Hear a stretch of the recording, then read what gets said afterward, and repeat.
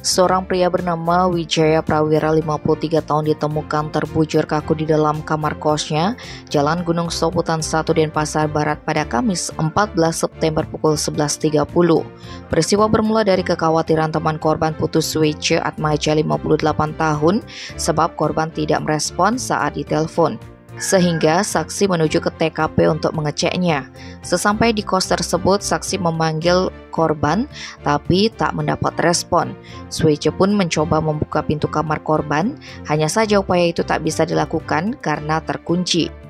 Berikutnya saksi minta kunci serep kepada menantu tuan rumah, tapi hasilnya sama saja karena dikunci grendel dari dalam. Berikutnya Swece naik dan masuk ke kamar korban lewat pintu belakang yang saat itu dalam posisi terbuka. Kala itu Wijaya didapati tidur terlentang di lantai dan saat dipanggil tidak menyahut. Saksi lantas membuka pintu dari dalam dan kembali masuk dengan menantu tuan rumah. Lalu mereka mengecek kondisi korban dengan cara menempelkan tangan di hidung. Saat itu korban sudah tidak bernapas. Melihat hal tersebut, saksi melaporkan masalah ini kepada aparat desa dan pihak berwajib. Hasil dari pemeriksaan tidak ditemukan tanda-tanda kekerasan, baik akibat benda tajam maupun benda tumpul pada tubuh pria asal Belinjo, Bangka, Belitung ini.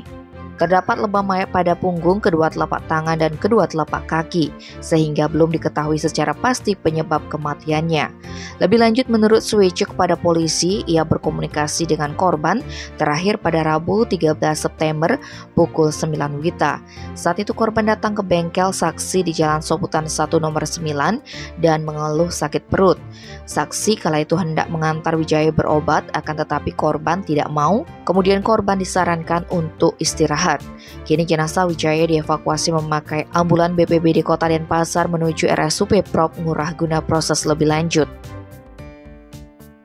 Tim Bali Express melaporkan.